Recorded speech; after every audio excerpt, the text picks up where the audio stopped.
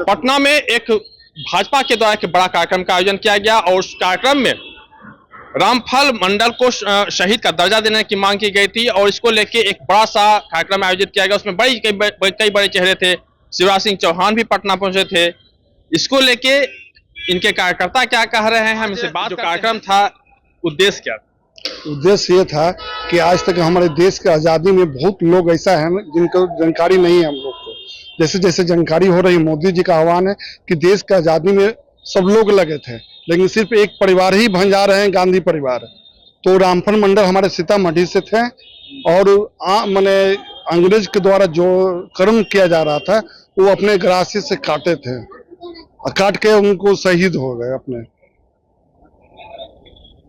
2025 में चुनाव होने हैं, विधानसभा चुनाव होने हैं, तो क्या एक जाति विशेष को ये अपने पाले में लेने के लिए तो भाजपा ने नहीं, जाति विशेष पर ये कार्य नहीं हुई है। ये कार्य की गई है अपने शहीद अमर रामफल मंडल जी के लिए। रामफल मंडल जी शहीद हुए थे, अपने बिहार के सीतामढ़ी से निवास करते थे, उनके लिए कार्यक्रम है। चुनाव से कोई मतलब नहीं है। जिस तरह से रविशंकर कुमार ने जिस तरह से विपक्ष पे हमला किया, कितने दिनों से उनको क्यों नहीं याद, धानु समाज की क्यों नहीं याद आई, अब भाजपा सम्मानित करती है, प्रधानमंत्री जी सम्मानित कर रहे हैं, तो क्या इसको चुनाव को देख ऐसा नहीं लग रहा है? नहीं, चुनाव पर ये नहीं। आज की जो भी सभा हुई है ये चुनाव से कोई लेना देना नहीं है। ये शहीद के याद किया गया है और हम लोग प्रयास करें कि बिहार से और जो भी लोग शहीद हुए हैं उनका भी हम लोग खोजने के बने हुए हैं। चलिए ठीक, अपना परिचय देंगे। राजू चौरसिया, जिला अध्यक्ष ओबीसी मोर्चा। क्या कहेंगे? हम लोगों ने आज शहादत दिवस, जो लोग भी हमारे देश को आज़ादी दिलाने में जिनका भी सहयोग रहा है और वो लोग को हम लोग भूल चुके हैं, तो ऐसे लोगों को हम लोग ढूंढ रहे हैं। ये भाजपा जो है, हमारी भाजपा नरेंद्र मोदी जी के आह्वान पे हम लोग ढूंढ रहे हैं और ऐसे में आज हम लोग ये कार्यक्रम में हिस्सा लिए, भाग लिए और 19 साल के उम्र में अगर देशभक्ति का जज्बा था, वो हौसला था कि किसी तरीके से हमारे देश को आज़ाद किया जाए, क्योंकि अंग्रेजों के हम लोग गुलाम थे उस टाइम और वो उन्होंने अब उनकी हत्या की, गड़ासे से मार गिराया और उनको बोला गया कि आप कह दीजिए कि हम नहीं किए हैं ऐसा तो आप बच सकते हैं, लेकिन वो झूठ बोलना उनको गवारा नहीं था, वो शहीद होना उनको गवारा था। और आज उनको जब ढूंढ के हम लोग निकाले, हमारे बिहार के वो लाल हैं और उनको जब हम लोग निकाले ढूंढ के, तो उनको शहीद का दर्जा दिलवाना है, क्योंकि एक जो पार्टी है हमारे देश में जो अपना ही बोलती है देश को आजाद कराने में उनका ही सहयोग है, एक ही परिवार का सहयोग, तो ऐसा कुछ नहीं है, हजारों परिवार का सहयोग रहा है, तो हम आज आजाद हुए हैं और भारत माता के नाम से हम लोग पुकारते हैं अपने देश को।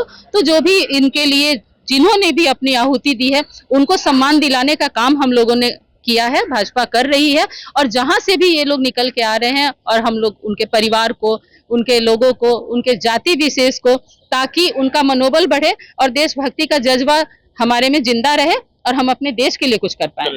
आज का यह जो कार्यक्रम है, यह कार्यक्रम पूर्ण रूपेण, ये कोई राजनीति विषय नहीं था, ये पूर्ण रूपेण जो है शहादत दिवस के रूप में आज हम लोग रामफल मंडल जी को शहादत दिवस के रूप में आज इसको मनाया गया है।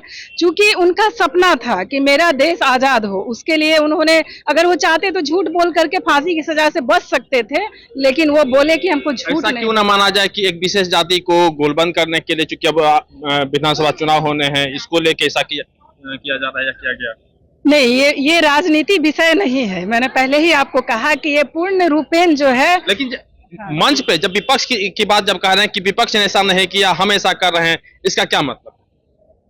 अब ऐसा तो किन्हीं ने नहीं कहा है, पर आप कैसे? रविशंकर कुमार ने कहा। चलिए, क्या कार्यक्रम आज हुआ है, इसको हम ये समझें कि विधानसभा का चुनाव होने हैं, इस वजह से एक विशेष जाति विशेष को गोलबंद करने के लिए ये कार्यक्रम आयोजित किए गए। देखिए, हमारे नरेंद्र मोदी जी जो कहे हैं ना कि सबका साथ, सबका विश्वास, सबका विकास, ये नहीं है कि जो एक चुनावी मुद्दा लेकर, ये जो कि राजनीतिक पहलू नहीं है।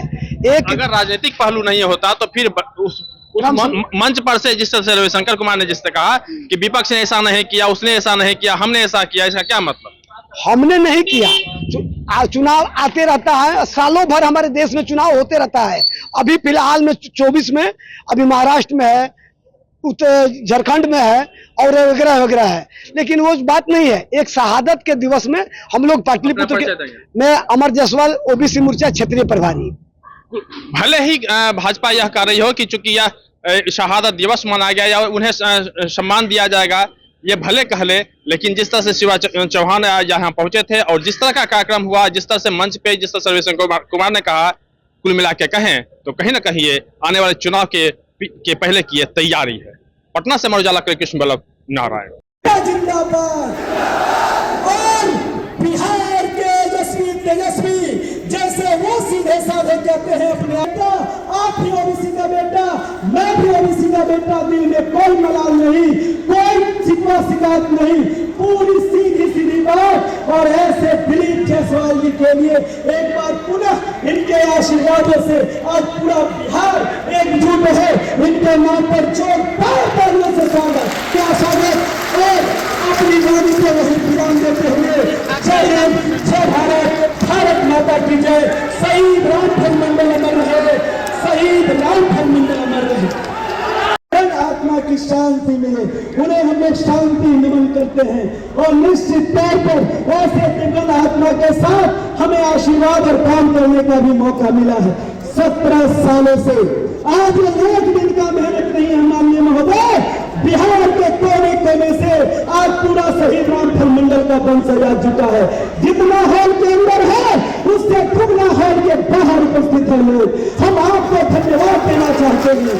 इतनी बारिश में भी आप डटे हैं, आप हमारे शिवराज चौहान अभी पिछड़ा के बेटा मसीहा केंद्र के मंत्री और इनको सुनने के लिए आप डटे हैं कि हमारे लिए से बात लाए।